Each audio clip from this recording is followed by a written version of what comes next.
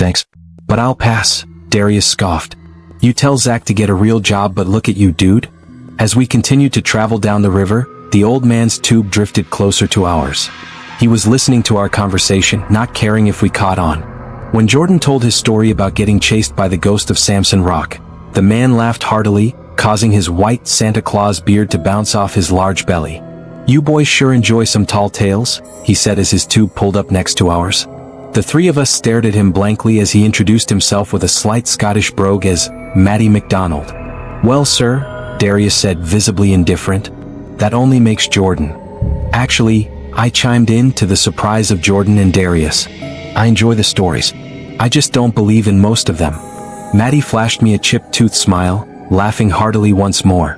Then maybe the two of you would enjoy the tale of the river serpent. Have you heard it before, boys? We shrugged. Jordan started and then stopped mid-sentence, admitting he surprisingly hadn't heard that one before. Jordan was so inundated with folklore, cryptozoology stories and hearing his own stories that we were equally thrown off by his loss for words. I'm not surprised. People don't tell serpent stories around these parts anymore, but when I was little, it was all anyone talked about. When I was a wee een and my family was fresh off the boat, my mother forbade me from playing by the river. She heard stories of boys being pulled under. The boys that lived to tell about it described a sensation of sliminess and sharp scales. The stories of a river serpent spread like wildfire. It's true, Jordan exclaimed, pulling up an article on his phone. It's true. I have access to the New York Times archives and I found an article from 1886 about a 100-foot sea serpent that was spotted all the way up the Connecticut River in Cromwell. So that must make it true, Darius said coldly. A second-hand account from the 1800s before much of modern science's discoveries, and you believe it just like that. Figures.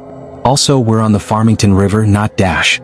It's a tributary, you silly skeptic, which means it flows into Dash. I know what it means, Jordan. It still doesn't mean you have any proof.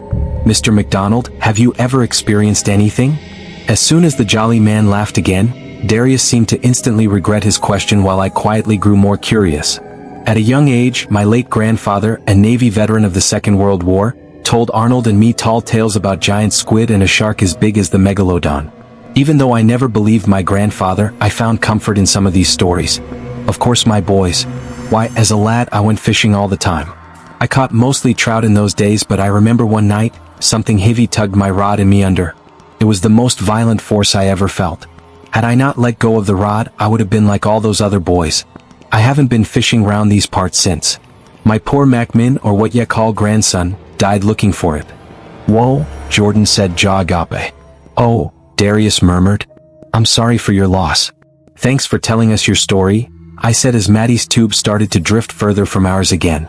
Hey guys, why are our tubes going slower than his? Oh shit, Darius said, looking over the side. There were a few small holes in the seams of each of our tubes. We better bring these to shore. Darius hopped out of the tube and noticed that the water was shallow enough that he could walk. He motioned for all of us to step out of our tubes. We all hopped out, the rocks digging at our toes, seaweed between the crevices. As a strand of seaweed wrapped around my leg, I squirmed, thinking back to the slimy feeling I felt the day I almost drowned. Until that moment, I hadn't thought about that particular feeling because the memory of drowning was so overwhelming. The slimy feeling triggered another memory, the fear of looking down. It wasn't only when something pulled me under, but every time I entered the water thereafter. I never ventured further than a few feet into a pool, river or ocean, fearing what I couldn't see. After we pulled the tubes to shore, Jordan stepped aside to start yelling obscenities into the phone, most likely at his girlfriend whom he was fighting with for the umpteenth time. Darius motioned for me to come over and commented that I looked totally zoned out. Zach, you okay, man? Yeah, I said instinctively, not looking back at him. The wet sand beneath my toes reminded me of the first feeling I recalled when I woke up gasping with my grandfather looming over me, his meaty fingers locked over my chest. A small crowd gathered around us, their faces drifting in and out of focus. For years, that moment had been a blur, a frightening, overwhelming blur that stayed in my mind's black box of repressed childhood memories. I call bullshit on that. Yeah, I replied, awkwardly laughing. I looked toward Jordan, who was dragging the deflating tubes up the hill toward a park worker. When he was out of earshot, I said, I almost drowned here when I was a kid. Drowned? I had fallen out of my tube. I could swim, but something like a rip current pulled me under. I thought rip currents only happen near the sea. That's the thing. It makes no sense, but I don't know how else to explain it. Darius put an arm around my shoulder and stood with me for a moment. I'm so sorry that happened to you, Zach. I can't imagine what it felt like. No wonder you were all quiet today. Yeah.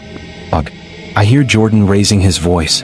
I'm going to check it out and hopefully stop him before he gets thrown out of the park. Are you good here? I will be. Thanks for doing that. I don't really want to talk to him right now. Someone has to.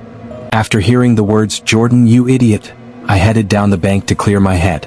On any other day, I would have stepped in to help, but my thoughts were too many miles and years away for me to care. After Arnold and my grandfather rescued me, I didn't think much about what happened to me or how it affected me emotionally. At that age, my life moved on normally and was filled with too many school days, birthday parties, and karate practices for me to care about the past. When my brother died unexpectedly a year later, however, I felt like I was drowning all over again. I was racked with guilt for not being able to save my brother the way he saved me. On my most miserable days, I even thought about going back in the river and waiting for an unexplainable force to pull me under again. As I walked further down the bank, I struggled to find the exact drowning spot or anything that remotely resembled it. Maybe the current was too high. Maybe the shadows blanketing the river made it too difficult to see. Either way, I lacked the focus to continue and sat down by a large boulder. My head throbbed. For some strange reason, my jaw was throbbing too. When I looked up, the sky morphed into a dreary mix of purple and black. When I looked back from the direction I came, I saw nothing more than boulders varying in size. How had I walked so far? I wasn't sure. I attempted to call out in the direction of the guys, only to find my voice faint and hoarse. I rubbed my hand over my throat and tried to clear any saliva trapped inside. No saliva lingered. I attempted once more, only to find my voice fainter, hoarser.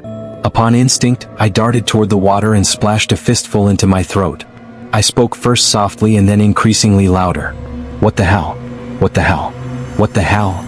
My voice, audible again, carried down the river and disappeared into the wind. A few moments later, a hollow, familiar voice answered back. Zach, over here. I figured the voice belonged to Darius or Jordan, but it was higher pitched. It sounded like another voice I had heard before, but I couldn't figure out who it belonged to. Zach, hurry up, the voice called again, this time even more hollow. It seemed closer than before. My mind was racing, trying to figure out who else would have called my name with such vigor. After high school, most of the people in my friendship circle moved to other towns or other states. After college, my last known acquaintances did as well, except for Darius, Jordan, and Miguel. Of course, it must have been Miguel. He didn't live in Hyde anymore.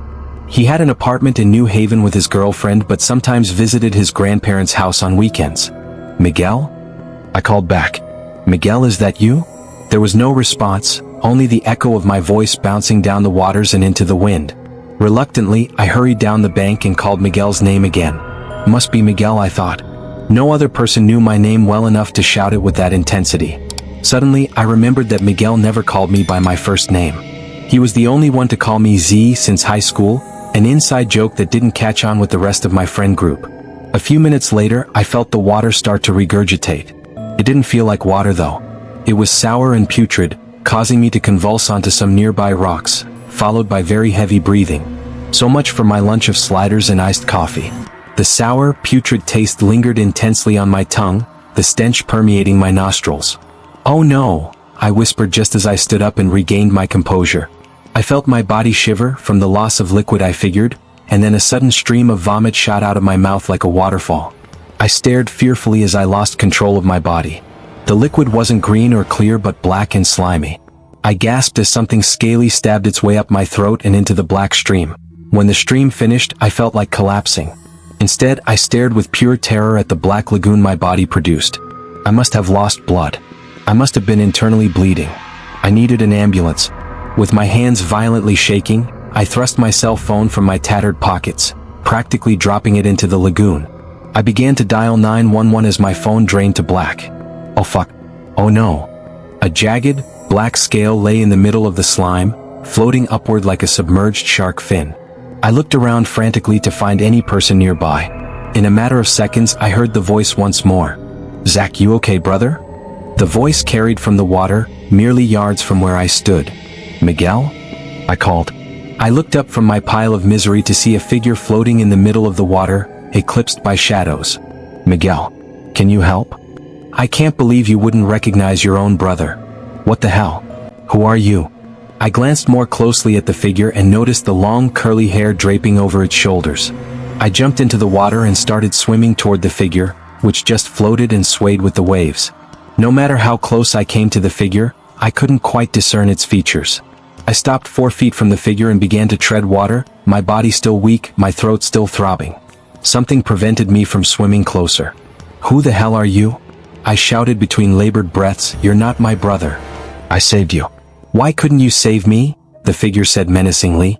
You're not my fucking brother. I shouted again, clasping my throat from the pain. What kind of sick joke is this? I saved you. Why couldn't you save me? Although I was terrified, I wanted to punch it. I lunged from the water, fists ablaze, and dove toward it. I saved you. Why couldn't you save me? I was airborne for mere seconds before I felt something rubbery like a long, scaly fire hose immersed in mire lasso my legs so tightly that it cut off circulation to my ankles, dragging me under. I was too frightened to look down. I desperately held my breath as the same black slime I convulsed permeated the waters above and below me. My senses were fading, but I could still clearly hear the figure shouting above the surface, I saved you. Why couldn't you save me? I screamed and jerked my body in every direction until I managed to escape the rubbery force. I could taste the slime, the putrid sour slime, but I was free. I closed my eyes and pushed myself to the surface, expecting to see the figure still lingering there. When I opened my eyes and gasped for breath, there were several people on the banks, including my friends who were madly waving at me. Watch out! A group of tubers yelled toward me as their orange inner tubes spun on by. You shouldn't be out here, a man in a single tube shouted, almost knocking me over. Zach, what the hell are you doing out here? Darius shouted. You're crazy, man. Jordan clamored, laughing hysterically. Get your ass back here. I froze as several more groups of tubers spun past me, shouting, swearing, and scolding me. When I could manage to move my head, I scanned my surroundings for the figure, but it vanished along with my puddle of black waste back on shore. Do you need help? Darius shouted as another tuber spun by, giving me the bird. No, I'm just a little winded. When the coast was clear, I swam to shore. Darius and Jordan grabbed me by the arms and pulled me up. You don't look good, dude. I don't understand, I threw up right here. There was blood everywhere. You threw up blood? They stammered in unison. Where's the blood, Zach? Jordan spouted. I don't see any blood. You sure you didn't hit your head out there? No, there was blood. I don't understand. Let's get you to the medical station, Darius stated firmly.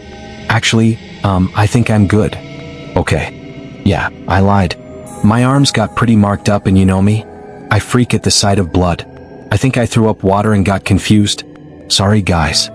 Okay, so why were you in the water?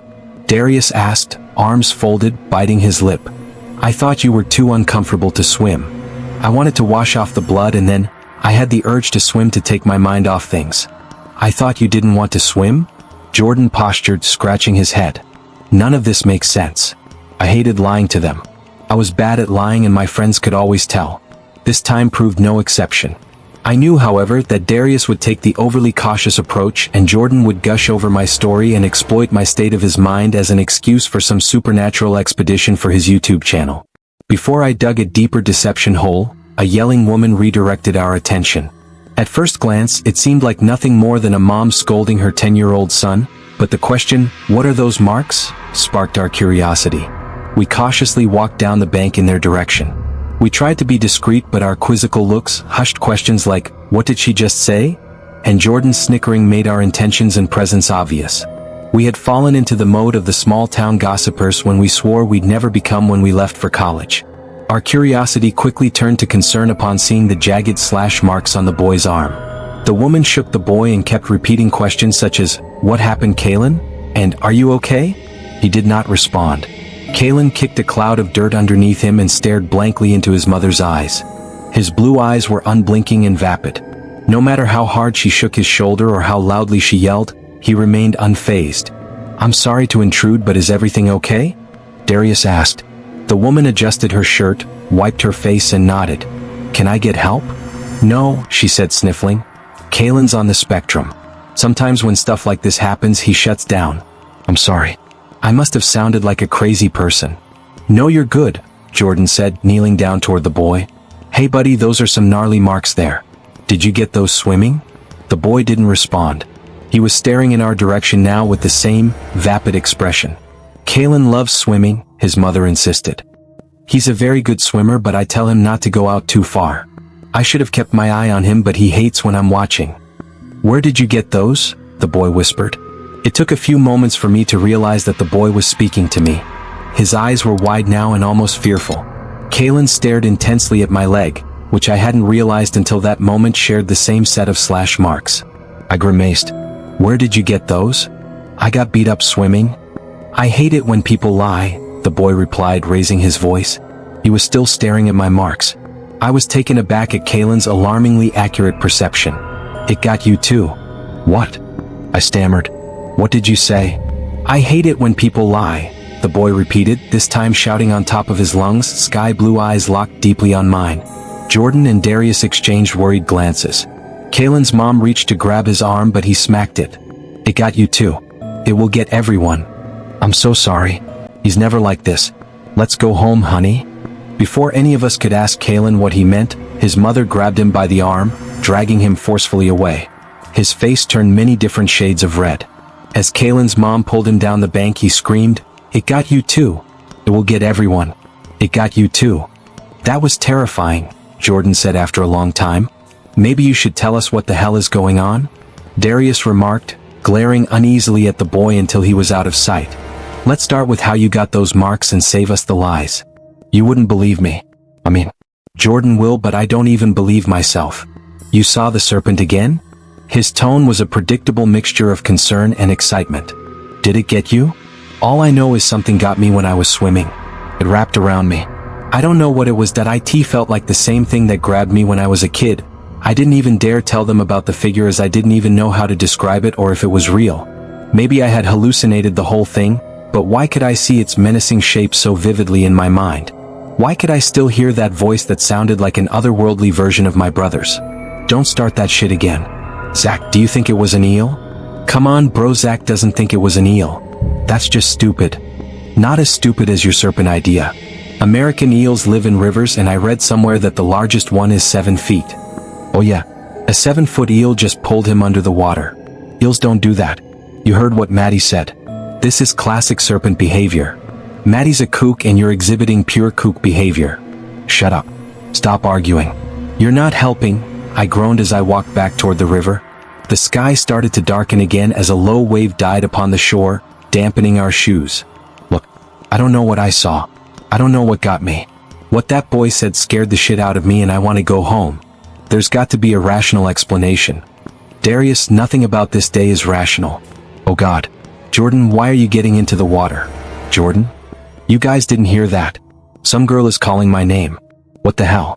Who is that? By the time Darius and I reacted, Jordan stood waist deep in the water. A moderately sized wave smacked his forehead, rapidly washing over him. Jordan jumped up, hastily wiping his eyes, and trudged forward. Rain started to cascade down from the velvety black skies. We called for Jordan to come back, but he continued to wade toward the drop-off, his eyes fixed intently on something in the distance. Sarah, is that you? Oh no, I whispered to Darius. He grimaced and exhaled deeply. The very name made our skin crawl. Jordan's friend Sarah died after a long illness in college. Was he hallucinating like me? Then again, had I hallucinated at all? What I saw felt so real. Should we get him? I don't even know. As the rain crashed over Jordan, he screamed, his arms visibly trembling, Sarah, come back. Jordan, that's not Sarah. I shouted his way. The sound of the crashing rain and waves distorted my voice. He continued to scream, his entire body shaking now, his skin color draining to an awful pale. Jordan, get away from it. It's not Sarah. Screw it. I'm going in. Before I could dive in, Jordan was already rushing back to the shore. He sprang out of the water and onto the dirt, now rapidly speeding up the grassy knoll toward an opening in the woods. Jordan's trunks were tattered at the seams with 3 jagged slash marks running horizontally down his right leg. Without even looking at each other, Darius and I raced after him, almost tripping on a lopsided boulder midway up the hill, which caused Jordan to gain additional speed. For a mere moment, I thought I saw a young woman in a hooded sweatshirt. When I blinked again, there was just a tall oak tree. Jordan, stop. Darius hollered, but by the time we reached the opening to the forest, he already had. He stood still for a moment, staring into the narrow path and an entrance sign that read Red Brush Trail. Only a few hikers were on the trail now.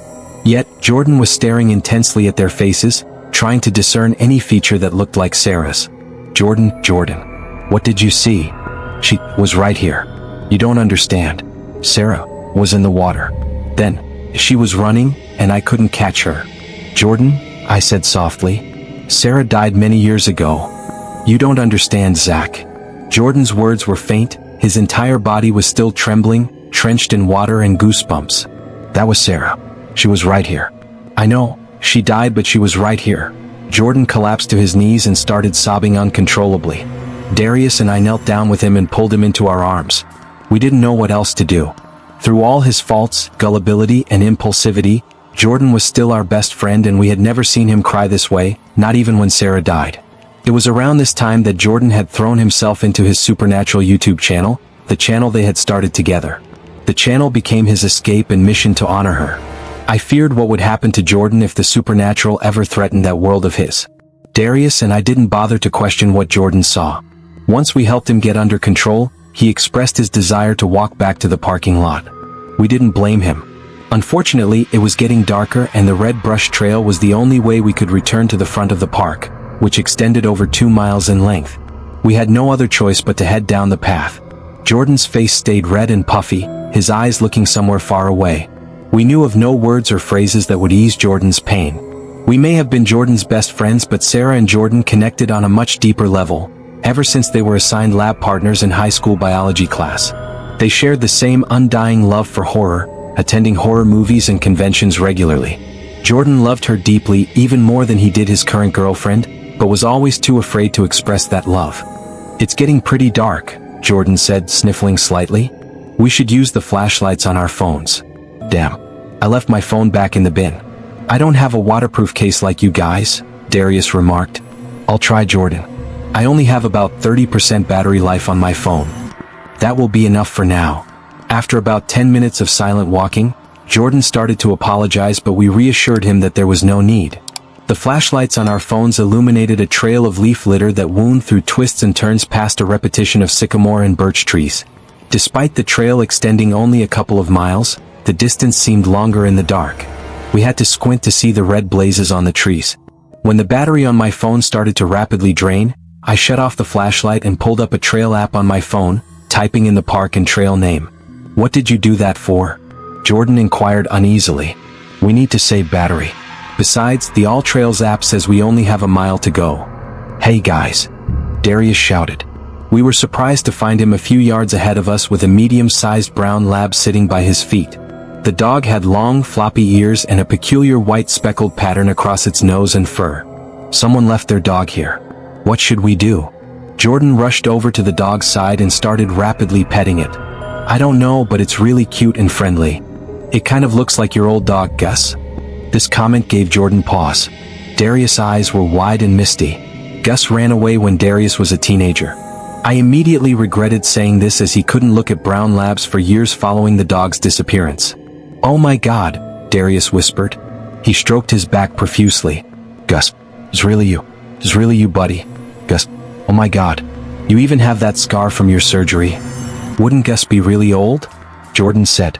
Wait, you're right. It can't be, I commented. I'm sorry guys, but he looks like a young dog and would be well over 16 and dash. I stopped my words short as soon as I saw the scar that stretched the length of the dog's back. It was the same scar Gus had after taking a fall on a hike. After surgery, the veterinarian told Darius and his family Gus was lucky to be alive and may not fully recover from his injuries. We all took turns stroking the dog's back, not realizing that one of us accidentally reached the dog's scar. Gus yelped and scampered off the side of the trail. Gus! Our words echoed simultaneously as we took off after him, ducking under branches, stumbling out of the opening to the knoll, prickers stringing to our trunks. Gus darted down the hill and into the river, splashing through the waves that struck the shore. As Darius picked up speed and hustled toward Gus, rain cascaded from the sky once more. We could barely keep up with Darius, once the star of Hyde High School's track team. As hard as we hustled, he was no match for Gus, who sped around the shore's bend and out of sight. Darius doubled over, breathing rapidly. Darius was still about 50 feet in front of us when he rose and started shouting into the waters. It's not my fault he ran away. It's not my fault. We weren't sure why Darius shouted this phrase. We grew increasingly worried when he started repeating it. When we caught up to him, he was screaming on top of his lungs. It's not my fault he ran away. It's not my fault. You can't blame me anymore. I had never heard Darius scream like this. We grabbed his shoulders and pulled him back, and he still screamed into the waves until his voice was hoarse and he needed to catch his breath. I heard my father's voice, he said, whimpering just like Gus did. I heard his voice from the water. I heard his scornful, awful voice. It's not real, I said. It's not real, Darius. Guys, I saw something in the water too. It was a figure that looked like my brother. It wasn't my brother though. What's doing this to us? Jordan whispered, still holding onto Darius' arm. It doesn't make any sense. When I was 16, Darius started. As he spoke, I noticed someone standing on a boulder in the distance, looking out into the ocean. It looked like the old man in Hawaiian trunks, but I couldn't be sure. Other than him, the shore was completely vacant. My dad and I got into a screaming match when I came out to him. Gus got scared and escaped through the front dog door. We chased after him but could never find him. This only made my dad scream and blame me more. I know this sounds crazy, but I heard those exact same words. It's not crazy, I said. Unless we're all crazy. You're not crazy.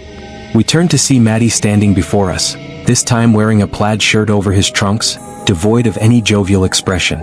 I'm sorry to intrude, but do you live at the park or something? Darius jeered. No offense, but it's kind of creepy that you're always around us. I know you're upset, but be nice, I said.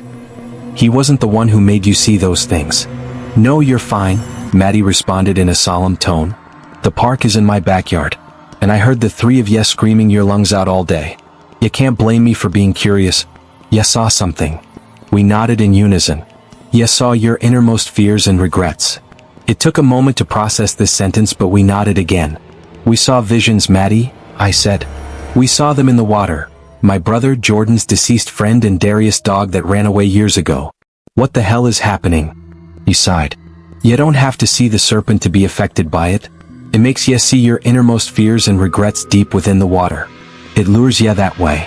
I felt something pull me under when I was 9, and today, right after I saw a figure that looked like Arnold. I knew it wasn't my brother, but it got me anyway. Wait, Darius said.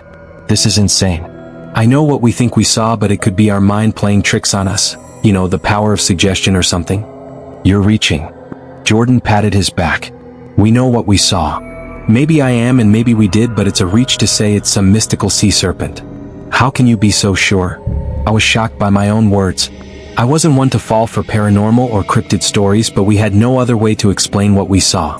Maybe Maddie was a kook like Darius claimed, but at least he had an explanation. Maddie rolled down his sleeves and grunted. Well, whatever you decide to believe, be careful out there. It's past this old man's bedtime. Maddie bid us farewell and continued down the shore for another mile to the parking lot. By the time we grabbed our supplies from the bin and reached the front of the park, the skies were pitch black and there were only a few campers by the shore and cafe. Only a handful of cars, including ours, remained in the lot. As much as we wanted to figure out what we saw, we were too tired and confused to carry on. Well, this was weird and terrifying, Jordan said as we approached our cars. I never thought I'd say this, but I never want to hear the words serpent or innermost fears for a very long time. Darius laughed nervously. For once, I agree with you. I don't know, I said. None of this makes sense. We can figure it out in the morning, Zach. I was surprised to hear those words come from Jordan's mouth. Or not, Darius said as he stepped into his blue Ford Focus. Let's get some sleep, guys, and put this day behind us. Darius and Jordan drove out of the parking lot as fast as they could. I stayed. I couldn't leave after all that happened to us, not without figuring out what we truly saw. Upon a few more cars leaving the parking lot, I made my way to the lightless, misty shore. I wasn't sure what I was looking for, but trudged into the mist anyway, hoping that my presence would draw attention. My brother's voice echoed in my head, but I was pretty sure that was my imagination. It was easy to shut that out. But I also heard Sarah's voice saying, "There's something really cool in here." Mayor Johnston's voice followed, screaming, "You're a disappointment like my son." It wasn't clear if the words were coming from my mind or from the waters, but these weren't the words that Darius or Jordan heard. I also heard Gus howl too.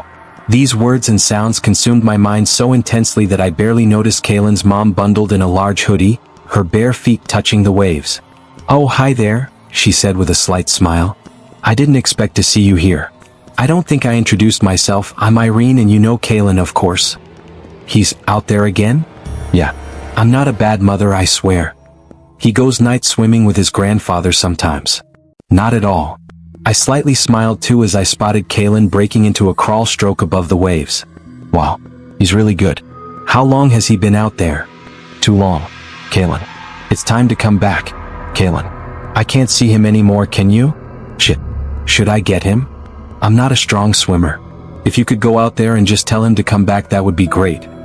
I stripped my shirt and dove into the water, remembering what it was like to swim in the river so many years ago. I was a strong swimmer like Kalen at 9 but too fearful to swim at night. As I thrashed against the wave, I could barely see or hear anything. The deeper I swam, the worse my vision became. When I pulled myself above the water, I started to panic. I no longer saw the shore above the crashing waves, only the blood-red moon eclipsing the sky. "Kalen, where are you? It's really nice out here tonight. Come a little further, Zach," a female voice called to my left. "You can't save him, Zach. You couldn't even save me," a more distorted voice called to my left. "Bring me my goddamn dog back. It should have been my son," an even more distorted voice snarled. I couldn't tell where that voice came from. This voice was more menacing and echoed even deeper into the waves. When the voices ceased, something snarled from beneath the water, followed by high-pitched, muffled screams. I forced myself down under. My eyes didn't adjust to the darkness, but there was just enough light to see black sludge permeating the water above and below me. The sludge stung my eyes. I closed them and forced myself further below. The high-pitched scream grew more audible. My eyes opened in front of Kalen, who slipped in and out of consciousness as the sludge permeated his body. I couldn't see beneath the sludge, but I reached out to grab Kalen from the rubbery and scaly entity constricting his body. Surprisingly, his body slipped from the entity and I pulled him above the surface. He opened his eyes and we both were coughing profusely. Kalen forced himself out of my arms and hiccuped a mouthful of water. "Are you okay, Kalen? You shouldn't have done that," Kalen yelled. His eyes morphed from blue to a darker shade. "You were drowning. You can try all you want, but it'll always be the same." What do you mean? "We have to get back." Before I could say anything more, I heard another snarl from beneath the water. The rubbery and scaly entity emerged from the water, taking the form of an enormous, twisting black tail. The tail swept over the waves, colliding with my body, its ivory scales puncturing my chest. My body propelled backward, dangling helplessly as it skirted over the now still rapids. The speed felt like being on an upside-down roller coaster without any straps or supports. I couldn't scream. I couldn't move as my body blew backward over the shore and onto the grassy knoll. Upon my body's impact, I slipped into darkness. When I awoke from my trance-like state, the sun beamed through my eyes. For some reason, I felt stiff without any excruciating pain. My arms and legs moved without peril. I rose to my feet and touched my chest, surprised to see my shirt back on and my cell phone in my pocket. Had I dreamt the night before? At that moment, Darius' power of suggestion and hallucination explanation seemed more logical, even though I couldn't quite make sense of it. If a giant serpent actually attacked me and my body impacted the knoll at roller coaster speed, I would have been killed upon impact. I also hadn't slept well the previous night and probably collapsed upon the knoll, dreaming up my nightmarish encounter with Kalen and the serpent. It was all beginning to make sense, or at least I thought it did. The three of us came to the river with our deeply buried trauma, and after hearing the story of the river serpent, we saw and heard what we wanted to. People hallucinated ghosts and demons for all sorts of strange reasons. I couldn't explain the psychology behind it, but figured this was the most satisfying explanation for the previous day's events.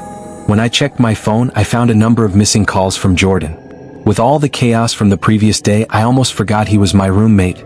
I texted the guys that I was okay and that I accidentally fell asleep in the park. As I finished the texts, I looked up to see Maddie knee-deep in the morning tide. I rubbed my eyes to make sure I wasn't hallucinating again. "Maddie!" I shouted with glee. "You're a sight for sore eyes. What are you doing out here?" I expected to hear Maddie's gleeful voice, but upon reaching him, he responded with a sense of sorrow. "I came out here hoping to see my poor Macmin or Nagian. The serpent only lets you see what he wants. I didn't realize both of them died. Maddie, I'm so sorry." He sighed. Kalen drowned looking for the serpent. Irene passed shortly after, probably of a broken heart. My heart was exploding in my chest. My entire body felt nauseous. I excused myself and rushed up the knoll, and projectile vomited black sludge onto the grass. Another scale floated upward like a submerged shark fin. After my body felt empty and lifeless, I blinked and there was nothing there but tall grass, and in the distance, the sound of the cruel morning waves.